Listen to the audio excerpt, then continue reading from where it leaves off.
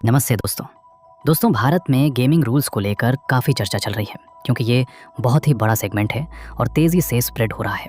और ज़रूरी यही था कि भारत सरकार कब यहाँ पर नोटिफाई करेगी, नए रूल्स कब आएंगे। मैं आपको बता दूं, फाइनली 1 मई से ये जो नए गेमिंग के रूल्स हैं वो इम्प्लीमेंट होने जा रहे हैं, ये तय में आ जाएंगे। तो इस वीडियो के अंदर डिटेल से चर्चा करेंगे कि यहाँ पर सरकार क्या कह रही है, कौन कौन से लोगों के ऊपर इम्पैक्ट आएगा।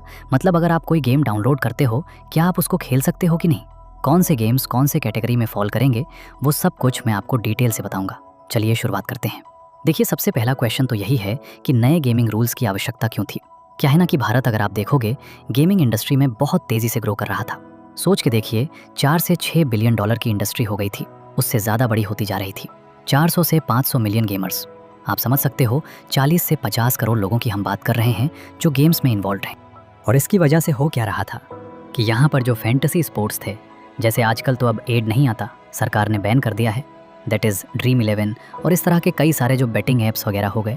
मतलब लोगों को नशा हो गया था। मतलब मेरे सामने खुद 1-2 एग्जाम्पल ऐसे आए थे कि इतने सारे घरों के बच्चे जो हैं वो इतना ज़्यादा नशे में चले गए थे इन गेम्स में कि सारा का सारा पैसा और कितने लाखों रुपए उन्होंने खर्च कर दिए, डुबा दिए। बहुत कुछ हो रहा था। फैंटेसी स्पोर्ट्स बहुत तेज़ी से बढ़ रहा था। रियल मनी गेमिंग हो गया, इसके अलावा ई स्पोर्ट्स हो गया। तो यहाँ पर ज़रूरी ये था कि इनको कैसे कैटेगराइज किया जाए कि कौन से सही गेम है, किसको अलाउ करना है, किसको अलाउ नहीं करना है। अब प्रॉब्लम क्या थी, मैं आपको बताता हूँ। 2026 के पहले अगर आप देखोगे ना, तो हमारे देश में गेमिंग को रूल को लेकर कहाँ से कानून आता था। 1867 पब्लिक गेमिंग एक्ट, वही वाला कानून अभी तक चल रहा था। और इसमें क्या था कि संविधान के अंदर राज्य सरकारों को कुछ पावर दी गई थी। स्टेट लिस्ट के अंदर अगर आप देखोगे, जो हमारा कॉन्स्टिट्यूशन है, उसमें शेड्यूल 7 है, उसके अंदर स्टेट लिस्ट है और उसमें एंट्री 34 है, जहाँ पर बैटिंग और गेमिंग की बात कही गई है। और आप सोच के देखो, हमारे देश में इतने सारे राज्य हैं, हर एक राज्य अपने हिसाब से कानून बनाएगा, अपने हिसाब से रूल्स बनाएगा, तो कितनी प्रॉब्लम आएगी। और यही दिक्कत आ रही थी कि अलग अलग स्टेट में कहीं पर बैन लगा हुआ है, कहीं पर नहीं है। जैसे फॉर एग्जाम्पल तमिलनाडु, तेलंगाना, कर्नाटक, वहाँ पर बैन लग गया, कहीं और बैन नहीं लगा। तो इसके वजह से इश्यूज़ आ रहे थे कि क्या ये लीगल है, नहीं है, क्योंकि ये तो ऑनलाइन चीज़ें हो गई ना। अब ऑनलाइन को आप कैसे अलग अलग बॉर्डर्स में डिवाइड करोगे कि ये कर्नाटक में चलेगा, ये महाराष्ट्र में नहीं चलेगा, कैसे चीज़ें हो पाएंगी। और लीगल एम्बिगिटी था कि स्किल और चांस, मतलब एक तरफ ये कहा जा रहा था कि जो स्किल गेम है उसको अलाउ करना चाहिए, और दूसरी तरफ जो चांस वाले गेम हैं जैसे ड्रीम 11 वगैरह हो गए, उसको अलाउ नहीं करना चाहिए। लेकिन आप कैसे उसको डिस्टिंग्विश करोगे, एक क्राइटेरिया होना चाहिए था। तो ये प्रॉब्लम आ रही थी। और कोर्ट्स भी अगर आप देखोगे, तो क्योंकि मामला बार बार कोर्ट्स के अंदर जा रहा था, वहाँ पर भी अलग अलग जजमेंट पास हो रहे थे। कोई कोर्ट ये कह रहा था कि इसको अलाउ करना चाहिए, कोई कह रहा था नहीं करना चाहिए। तो इसके वजह से बहुत ज़्यादा इश्यूज़ क्रिएट हो रहा था। और साथ ही साथ ऑफशोर बेटिंग ऐप ये तेज़ी से फैल रहा था। मतलब अलग अलग विदेशों से जो ऐप्स हैं वो भारत के अंदर एंटर कर रहे थे और उनकी काफ़ी सारी कमाई हो रही थी। और इसका नतीजा यही निकला कि रेगुलेटरी चीज़ें अच्छे से वर्क हो नहीं पा रही थी। मामला कोर्ट में जा रहा था, ओवरलोड हो गया था। एंड दैट इज़ वाई यहाँ पर अब हमें नए गेमिंग रूल्स की आवश्यकता थी। अब क्वेश्चन ये है कि नए गेमिंग रूल्स को लेकर सरकार ने क्या कोई कानून बनाया है? बिल्कुल बनाया है।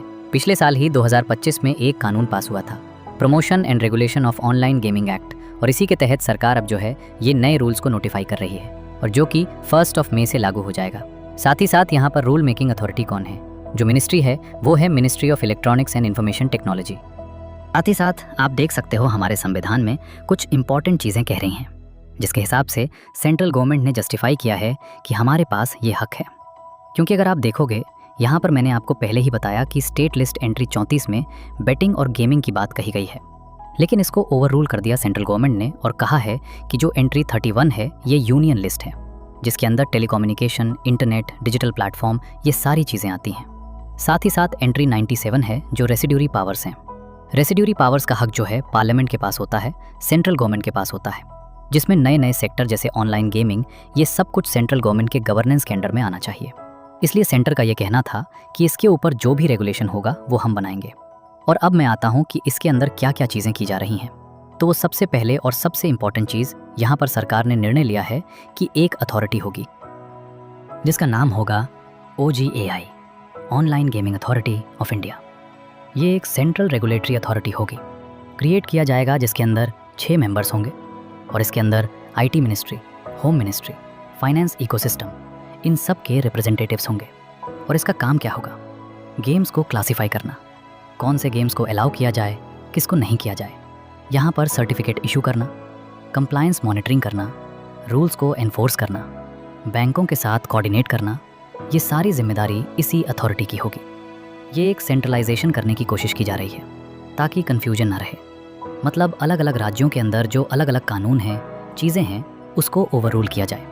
साथ ही साथ OGAI इतना मायने क्यों रखता है? देखो, पहली बार ऐसा होगा, भारत के अंदर सेक्टर स्पेसिफिक डिजिटल रेगुलेटर बन रहा है।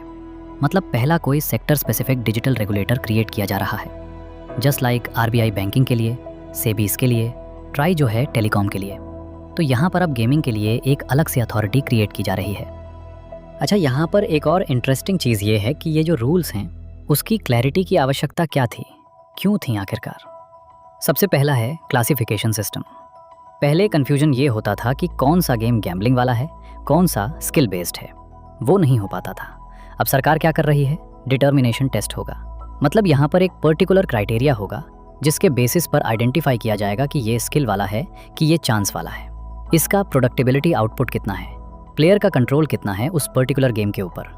तो इससे एक नतीजा ये निकलेगा कि जो भी गेम डेवलप कर रहा है ना, उसको पता होगा उसका लीगल स्टेटस कि हाँ, ये जो गेम डेवलप हो रहा है वो स्किल बेस्ड गेम है, ये चांस के बेसिस पर नहीं है। फिर इसके अलावा कोड्स को भी पता होगा। जब मामला कोड में जाएगा तो कोड भी देखेगा कि हाँ, ये हमने डिफाइन कर रखा है। इसके बेसिस पर हमें पता लगाना है कि कौन सा गेम सही है या फिर गलत है। और इसके अलावा यहाँ पर एक अलग अलग कैटेगरीज में डिफाइन किया जाएगा। 3 मेन कैटेगरीज होंगे। एक नॉन रियल मनी गेम्स, दूसरा रियल मनी गेम्स और तीसरा ई-स्पोर्ट्स होगा। ये मैं और चर्चा करूँगा इसके बारे में। फिर इसके अलावा यहाँ पर एक सेंट्रल रेगुलेटर, जो मैंने आपको पहले ही बताया, OGI, ये क्रिएट किया जा रहा है। और इनका काम ये होगा, जैसे मान लो अगर मैंने कोई गेम बनाया, ठीक है, और मैं वहाँ पर जा रहा हूँ, OGI के पास जा रहा हूँ कि देखिए मैंने ये स्किल वाला गेम बनाया है, ठीक है, तो online gaming authority of India decide करेगी ना कि मेरा गेम स्किल वाला है कि कहीं ये बैटिंग वाला तो नहीं है। तो इसके लिए 90 दिन के अंदर अंदर उसको क्लासीफाई करना होगा। और साथ ही साथ इमरजेंसी पावर्स भी इनके पास होंगे कि 3 दिन के अंदर किसी भी गेम्स वगैरह को वो ब्लॉक कर सकते हैं। तो ये किया जा रहा है। और लिमिटेड रेस्ट्रिक्शंस रिक्वायरमेंट होगा। मतलब यहाँ पर पहले क्या था कि अगर कोई बैटिंग ऐप्स या कुछ इस तरह की होती थी, तो जैसे मान लो, आपको याद होगा, लाइसेंसिंग राज चलता था भारत में। 1991 के पहले हर कोई भी बिजनेस आपको करना है तो लाइसेंस लेना पड़ेगा। तो इस बार भी कुछ गेम्स के लिए लाइसेंस लेना पड़ेगा, लेकिन उसको एकदम बहुत वो नहीं किया जाएगा कि लाइसेंस आपको हर साल रिन्यू करना है। इस तरह की चीज़ें अवॉइड करने की कोशिश की जा रही है। अच्छा, अब मैं आपको बताता हूँ कि ये जो 3 कैटेगरीज के गेम लाए जा रहे हैं, इसमें क्या क्या होने वाला है। सबसे पहला कैटेगरी है that is online money games. मतलब इसमें रियल मनी जो रिवॉर्ड हैं, अगर ये इन्वॉल्व हैं, फॉर एग्जांपल वही ड्रीम 11 ले लो। इस तरह के बहुत सारे गेम्स आते रहते हैं जो कि अभी तो बैन हो रखे हैं। तो ये बैटिंग प्लेटफॉर्म जीत रहे हैं। ये पूरी तरह से गेमलिंग है और इसी की वजह से इसको पूरी तरह रोकी-बित किया जा रहा है। इसको यहाँ पर बैन किया जा रहा है और इसके ऊपर पेनल्टीज़ भी लगाई जा रही हैं। 3 साल का इम्प्रिजनमेंट और 1 करोड़ रुपए फाइन। इफेक्ट अगर मैं आपको बताऊं तो यहाँ पर वॉल्यूलेशन करने पर जो रियल मनी गेम्स के सर्विसेज अगर कोई ऐसा इशू करता है तो 3 साल की जेल और 1 करोड़ रुपए फाइन देना पड़ सकता है। और अगर कोई इस तरह के गेम्स को एडवर्टाइज करता है तो उसके 2 साल तक की सज़ा और 50 लाख तक का फाइन। और कुछ जनरल ब्रेकेजेस होंगे, जैसे मान लो कोई प्लेयर वगैरह है, वो जानबूझकर कुछ कर रहा है, गलत चीज़ें हो रही हैं, तो 1 लाख रुपए पर वॉल्यूशन के हिसाब से फ़ाइन लगेगा। तो ये वॉल्यूशंस के हिसाब से यहाँ पर जो पेनल्टीज़ वगैरह हैं वो भी डिफ़ाइन किए गए हैं। फिर इसके अलावा दूसरा जो कैटेगरी होगा गेम्स का, वो होगा ऑनलाइन सोशल गेम। ये तो बहुत ही कॉमन होता है। आपके मम्मी पापा, भाई बहन, घर में हर किसी के मोबाइल में कुछ ना कुछ गेम्स होता है। लोग एंटरटेनमेंट के लिए खेलते हैं, फ्री टाइम में खेलते हैं। तो ये प्योर एंटरटेनमेंट होता है। कैजुअल मोबाइल के जैसे कैंडी क्रश वगैरह हो गया, ब्रिक्स वाले गेम्स हो गए, राइट। तो यहाँ पर कंप्लायंस बहुत ही मिनिमम होगा, हार्डली कोई कंप्लायंस होगा, कोई दिक्कत नहीं है। आपको बनाना है गेम बनाओ, उसको डालो ऐप पर, खेलने दो लोगों को। तो इसमें कोई लाइसेंसिंग वगैरह का क्राइटेरिया नहीं है और इसको बहुत रिलैक्स कर दिया गया है कि जहाँ पर मनी इन्वॉल्व बिल्कुल भी नहीं है तो ये हो गया। अब तीसरा जो कैटेगरी आता है, इसमें मनी तो इन्वॉल्व है लेकिन थोड़ा सा इनडायरेक्ट वे में। ई स्पोर्ट्स वगैरह हो गया। ये स्किल बेस्ड कॉम्पिटिटिव गेम्स होते हैं, टूर्नामेंट इकोसिस्टम होता है। जैसे मान लीजिए आप किसी टूर्नामेंट में एंटर करना चाहते हैं, तो उसमें क्या होगा कि आपका तो हो सकता है कुछ फीस लगेगा। अगर आप वो टूर्नामेंट जीत जाते हो तो आपको कुछ कैश रिवॉर्ड वगैरह मिल सकता है। तो इसको लेजिटिमाइज किया जा रहा है, लेकिन ये रेगुलेटेड होगा। ताकि रेगुलेशन क्यों होगा? ताकि चीटिंग वगैरह ना हो सके। गेम्स जो हैं वो फेयर तरीके से यहाँ पर खेले जाएं। और इस तरह के जो गेम्स वगैरह होंगे ना, जहाँ पर लाइसेंस देना पड़ेगा, लाइसेंस का जो वैलिडिटी है उसको भी सरकार ने बढ़ा दिया है। पहले 5 साल का था, अब इसको सरकार कह रही है 10 साल तक आप उस लाइसेंस को चला सकते हो। तो इसमें फ़ायदा क्या हो रहा है इंडस्ट्री के लिए कि वो लॉन्ग टर्म अपना बिजनेस प्लानिंग कर सकते हैं। रेगुलेटरी बर्डन जो है कम हो जाएगा, FDI इसके अंदर आएगा, फॉरेन डायरेक्ट इन्वेस्टमेंट्स, गवर्नमेंट को भी आसानी हो जाएगी कि बार बार अप्रूवल करने की ज़रूरत नहीं है, यहाँ पर मॉनिटरिंग की ज़रूरत है इंस्टेड ऑफ लाइसेंसिंग। तो ये एक शिफ्ट आपको देखने को मिल रहा है कि सरकार कंट्रोल नहीं करना चाह रही है, बस उसको स्टेबल रखना चाह रही है। और इसके अलावा एक और चीज़ मैं बता दूं, ये जो बेटिंग वगैरह वाले ऐप्स होते हैं ना, जो प्योर गैम्बलिंग होते हैं, तो इसमें सरकार ने सिर्फ ऑर्डर दे दिया है कि जितने भी बैंक और पेमेंट गेटवेज़ हैं वो इस तरह के इलीगल गेमिंग के ट्रांजैक्शंस को ब्लॉक कर दें, पूरी तरह से रोक दें। और ये मैटर इसलिए करता है, मैंने आपको बताया कि जो विदेशों से ऐप्स वगैरह थे वो इंडियन लॉस को बाईपास कर देते थे और आसानी से, इनफैक्ट अगर आप ड्रीम 11 वगैरह देखोगे ना तो वो प्ले स्टोर में नहीं होता था, वो आपको वेबसाइट के थ्रू जाकर डाउनलोड वगैरह करना होता था। तो वो सारे इश्यूज़ थे। तो यहाँ पर अब क्या है कि जो फाइनेंशियल चोक पॉइंट है वो यहाँ पर इस्तेमाल किया जा रहा है ताकि ये इंटर ना कर सके। लेकिन देखो अब क्या होता है ना कि आप कितने भी रूल्स बना दो, कुछ हो जाए, फिर भी कोई ना कोई तरीका ये लोग ढूंढ ही लेते हैं। अब देखना होगा कि इस केस में क्या होता है, बट आपको समझना होगा कि ये गलत तरीके से कई बार पैसा वगैरह आता है। महादेव, बेटिंग ऐप्स वगैरह का मामला काफ़ी चल रहा था ना, आपको याद होगा, मनी लॉन्ड्रिंग का एक्ट आ जाता है, इसके अंदर तो बहुत सारे इश्यूज़ थे और इसी की वजह से ये सारी चीज़ें करनी पड़ रही हैं। अच्छा, यहाँ पर यूज़र प्रोटेक्शन स्विम वर्ब भी लाया गया है, जैसे कि एज रिस्ट्रिक्शन। कुछ ऐसे गेम्स हैं मान लो जो 15 साल से ऊपर अलाउड हैं, कुछ 18 ईयर से अबव अलाउड हैं। तो यहाँ पर KYC बेस्ड वेरिफिकेशन होगा, know your customer based verification होगा, उसी के हिसाब से गेम्स अलाउड किया जाएगा ताकि यहाँ पर मॉनिटरिंग किया जा सके कि कोई छोटा बच्चा जो है वो बड़े वाले कोई गलत गेम्स ना खेले। फिर इसके अलावा रिस्पॉन्सिबल गेमिंग होगी, यहाँ पर गेम्स के ऊपर टाइम लिमिट भी लगाई जा सकती है, स्पेंडिंग लिमिट भी लगाई जा सकती है, बहुत सारी चीज़ों पर रिस्ट्रिक्शंस भी लगाए जा सकते हैं। और ग्रीवियंस रिड्रेसल भी होगा, अगर आपको कोई दिक्कत है, प्रॉब्लम है, तो आप कंप्लेन फाइल कर सकते हो, इसको एस्केलेट कर सकते हो जो अथॉरिटी बनाई जा रही है, और 30 डेज़ के अंदर अंदर उनको रिजॉल्व करना होगा। और यहाँ पर अगर हम बात करें इफ़ेक्ट की, तो नेगेटिव इफ़ेक्ट ये बोला जा रहा है कि जो रियल मनी गेम्स हैं, जो स्टार्टअप्स आए थे, वो कोलैप्स हो जाएंगे, जॉब लॉसेस होगा, इन्वेस्टर अनसर्टेनिटी हो जाएगी। लेकिन पॉजिटिव इफ़ेक्ट ये है कि ई स्पोर्ट्स वाले जो गेम्स हैं, जो मैंने आपको बताया ना, टूर्नामेंट वाले जो होते हैं, उनका ग्रोथ ज़्यादा होगा, सेक्टर जो है वो फॉर्मलाइज हो जाएगा, इलीगल बेटिंग जो है वो कम हो जाएगी, जो लोगों की ज़िंदगी जो है बर्बाद हो रही थी जिसमें।